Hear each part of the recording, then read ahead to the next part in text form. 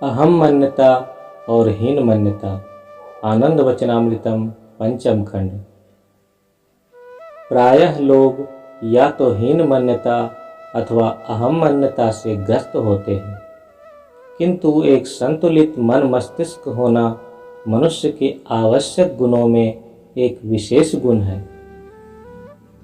यह वह स्थिति है जहाँ मनुष्य न तो हीन मान्यता से, न अहम मान्यता से, न भय अथवा घृणा की ग्रंथि से ग्रस्त रहता है। लोगों को ऐसी किसी मानसिक ग्रंथि से ग्रस्त नहीं होकर इस प्रकार की सभी मानसिक ग्रंथियों से मुक्त रहना चाहिए। लोगों में अनेकानेक गुण और दोष होते हैं। सद्गुणों में एक सद्गुण यह है कि वे किसी भी प्रकार की मानसिक ग्रंथि से ग्रस्त न रहें। और दुर्गुण दोष क्या है? निद्रा, तंद्रा, भयम, क्रोधः, आलस्यम, दीर्घसूत्रता, एते हातव्या षड्दोषा भूति मिच्छता। इस अभिव्यक्त विश्व में 6 प्रकार के मुख्य दोष होते हैं: निद्रा, तंद्रा, भय, क्रोध, आलस्य और दीर्घसूत्रता। निद्रा का अर्थ है सो जाना। किसी को भी इस आदत का दास नहीं बनना चाहिए। तंद्रा का तात्पर्य है तुम सुन रहे हो किंतु तुम्हारा मन अन्यत्र है। मैं तुम्हें निद्रा के संबंध में एक कहानी रामायण से सुना रहा हूँ।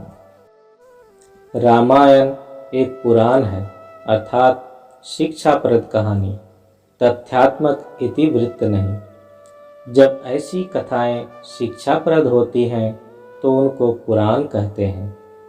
राम और लक्ष्मण जब वनवास के लिए गए तो लक्ष्मण ने उनकी सुरक्षा का दायित्व लिया। एक बार ऐसे ही अवसर पर लक्ष्मण को निद्रा आने लगी। यह उनको बड़ा अटपटा लगा और उन्होंने अपना धनुष बाण उठा लिया और निद्रा देवी पर आक्रमण करने के लिए तैयार हो गए। यह देखकर निद्रा देवी ने लक्ष्मण से कहा, आप जैसे सूरवीर के लिए एक महिला पर बाण चलाना शोभा नहीं देता। लक्ष्मण ने उत्तर दिया, मैं सुरक्षा पर तैनात हूँ, अतः क्या करूँ? तब उन दोनों में एक संधि हो गई कि जब तक 14 वर्षों के वनवास की अवधि समाप्त नहीं होती तब तक निद्रा उनकी पलकों पर नहीं बैठेंगी। जब वे 14 वर्षों के बाद अयोध्या वापस आए तो राम का राज्याभिषेक समारोह होने लगा और उस समय लक्ष्मण रामचंद्र को पंखा झलने लगे। क्योंकि 14 वर्षों की अवधि बीत चुकी थी, इसलिए लक्ष्मण निद्रित होने लगे। वे पुनः धनुष बाण उठाने को उद्यत हुए, किंतु निद्रा देवी ने यह कहते हुए इसका प्रतिरोध किया कि वह निर्धारित 14 वर्षों की अवधि बीत जाने के बाद ही आई है। अतः अब लक्ष्मण को धनुष बाण उठाने का औचित्य नहीं है। लक्ष्मण ने कहा कि इस समय वे एक अत्यंत आवश्यक कार्य में व्यस्त हैं, अतः इस समय तो उन्हें इससे मुक्त होना ही है। निद्रा देवी ने पूछा कि वह तो सदल बल आ गई हैं, अतः वह अब जाएं कहाँ? इस पर लक्ष्मण ने उसे सुझाव दिया कि जहाँ कोई अध्यात्म गोष्ठी होती हो, वहाँ यदि कोई पापी पहुँच जाए तो तुम उसकी आँखों पर जाके निवास करो। अतः सावधान रहो और जब कोई आध्यात्मिक चर्चा हो रही हो तो निद्रा के वशीभूत न हो। भय वृत्ति मनुष्य का एक दूसरा दुर्गुण है। शेष है क्रोध, आलस्य और दीर्घसूत्रता, अर्थात आज के काम को कल पर टालना और फिर आगे और टालते जाना। मानसिक संतुलन बनाए रखना मनुष्य के सर्वोत्तम सद्गुणों में से एक है। संतुलित मन में कोई ग्रंथि नहीं रहती है। वह न तो दूसरों से अपने को छोटा समझता है न बड़ा, वह भयग्रस्त नहीं होता है और न कभी अव्यवस्थित होता है। वह मानसिक संतुलन सदा बनाए रखता है। हीनमन्यता अथवा अहमन्यता भय की वृत्ति के प्रतिकूल सामाजिक दुर्व्यवस्था का परिणाम होता है। कुछ लोग समाज में दास के रूप में रहने को बाध्य होते हैं। इस प्रकार वे घोर हीनमन्यता की ग्रंथि से ग्रस्त हो जाते हैं। उनका सिर सदा झुका ही रहता है। कुछ लोग ऐसे होते हैं जो अगाध पैतृक संपत्ति के उत्तराधिकारी होते हैं और वंशानुगत गौरव भी प्राप्त करते हैं। वे अपना सिर इतना ऊंचे उठाकर चलते हैं कि ऐसा लगता है कि उनका सिर पीछे की ओर गिर जाएगा। ये मानसिक दुर्बलताएं त्रुटिपूर्ण सामाजिक व्यवस्था के कारण उत्पन्न होती हैं। ये दुर्बलताएं रहती हैं स्थूल जगत में और मानसिक जगत में, न कि अध्यात्म के क्षेत्र में। अस्तित्व के क्षेत्र में कि वहाँ आध्यात्मिक क्षेत्र में कोई वृत्ति नहीं रहती है। अध्यात्म के क्षेत्र में प्रत्येक व्यष्टि परम पुरुष से व्यक्तिगत रूप में संबंधित रहता है। उन दोनों के बीच कोई तीसरी सत्ता नहीं रहती है। वहाँ केवल परम पिता हैं और हैं उनकी संतान। अध्यात्म साधक परम पिता की ओर बढ़ते हैं और उनकी गोद में बैठ जाते हैं। ऐसा ही अधिकार सबको समान रूपेण है। इस अधिकार से किसी भी जाति, वर्ण, शिक्षा या निर्धनता आदि के आधार पर वंचित नहीं किया जा सकता, क्योंकि यह सभी का समान जन्मसिद्ध अधिकार है। इसलिए आध्यात्मिक क्षेत्र में कोई इस प्रकार की वृत्ति नहीं रह सकती है।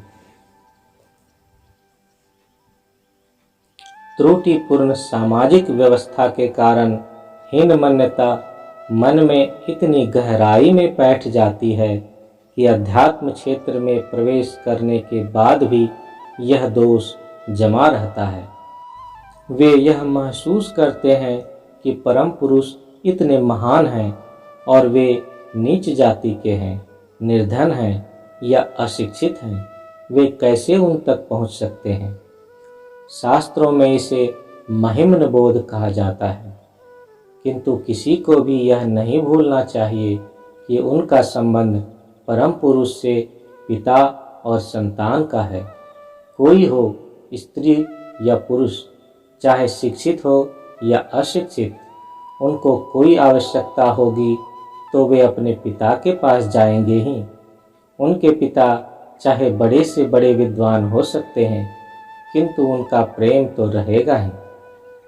अभी मैंने बताया कि अध्यात्म के क्षेत्र में कोई ग्रंथि या वृत्ति नहीं रहेगी, किंतु सामाजिक दुर्व्यवस्था के कारण ऐसी ग्रंथियां रह सकती हैं। यह हमारा आध्यात्मिक दायित्व है कि हम ऐसी सामाजिक दुर्व्यवस्था को दूर करें। यदि हम इस दायित्व से भागते हैं तो हम अच्छे आध्यात्मिक व्यक्ति नहीं कहे जाएंगे। ऐसी त्रुटिपूर्ण समाज व्यवस्था के कारण ऐसे व्यक्ति भी प्रगति नहीं कर सकेंगे जिनमें अच्छे आध्यात्मिक साधक बनने की क्षमता है। वे ऐसे पुष्प हैं जो बिना खिले मुरझा जाते हैं। मैं ऐसा होने नहीं दे सकता। इसी कारण मैंने प्रौत का सिद्धांत दिया है, जिससे प्रत्येक व्यक्ति हर प्रकार की ग्रंथियों से उन्मुक्त होकर अध्यात्म के क्षेत्र में आशु गति से प्रगति कर सके। अस्तित्व क्षेत्र में भी कोई ग्रंथि नहीं रहनी चाहिए, क्योंकि सभी परम पुरुष की संतान हैं।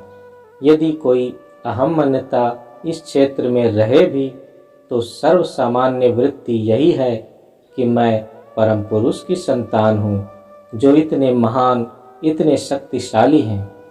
मात्र यही श्रेष्ठता बोध कोई रख सकता है। लोगों के पास जो कुछ भी है वह सभी कुछ तो परम पुरुष द्वारा ही दिया गया है। इसलिए किसी को अहम्मन्यता का अधिकार नहीं है। अतः अस्तित्व क्षेत्र में भी किसी ग्रंथि के रहने का कोई औचित्य नहीं है। दूसरे शब्दों में सब में एक सर्वसामान्य बोध वृत्ति रहेगी कि वे सभी परम पुरुष की ही संतान हैं, कोई न हीन न कोई श्रेष्ठ। परम पुरुष किसी व्यष्टि विशेष के न तो समीप हैं न दूर, क्योंकि अपनी सभी संतानों की देखरेख करना उनका कर्तव्य है। क्योंकि उनका यह कर्तव्य है कि वे सबकी देखरेख करें, वे सबकी उचित देखरेख करेंगे ही। वे प्रत्येक मनुष्य की देखरेख करेंगे और सब कुछ देखते रहेंगे। उन्हें ऐसा करना ही है, चाहे वे चाहें अथवा नहीं, क्योंकि यह उनका कर्तव्य है। मान लो एक लड़का बुरी संगति में पड़ जाता है और मात्र 20 वर्ष की अवस्था में सिगरेट पीने लगता है। वह न भी चाहे कि परमपिता उसका यह व्यसन न जाने, किंतु परमपिता उसका यह दुर्गुण अवश्य ही जान लेंगे, क्योंकि वे सभी कुछ देखते हैं। हो सकता है कि वे लड़के से यह समझकर कुछ नहीं कहें कि वह लज्जित हो जाएगा। उन्हें सबके साथ रहना ही है, जिससे वे उन सब की गतिविधियों पर नज़र रख सकें, क्योंकि उन्हें सबकी उचित देखरेख करनी है और इसके लिए यह आवश्यक है। अतः वे प्रत्येक व्यष्टि सत्ता के साथ संयुक्त हैं, जिसे कहते हैं ओत योग। सामूहिक रूप में भी वे सबसे संयुक्त हैं, जिसे कहते हैं प्रोत योग। परम पुरुष की नज़र उन पर भी रहती है जो अस्तित्व में है, भौतिक शरीर में है। वे उन पर भी नज़र रखते हैं जिन्होंने भौतिक शरीर छोड़ दिया है, किंतु अभी नया शरीर नहीं पाए हैं, किंतु वे हैं इसी अस्तित्व जगत में। वे सभी के साथ हैं, परम पुरुष सबके साथ हैं, परम पुरुष सभी के साथ हैं।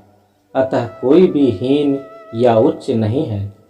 इस प्रकार अस्तित्व क्षेत्र में किसी भी प्रकार की मानसिक ग्रंथि नहीं रहनी चाहिए। हमारी सामाजिक संरचना ऐसी होनी चाहिए कि वहाँ किसी भी प्रकार की मानसिक ग्रंथि को स्थान न मिले। हमें इस प्रकार की समाज व्यवस्था बनानी है और तत्काल बनानी है, बिना कुछ भी समय नष्ट किए। श्री श्री आनंद मूर्ति, दिल्ली, 20 नवंबर 1978।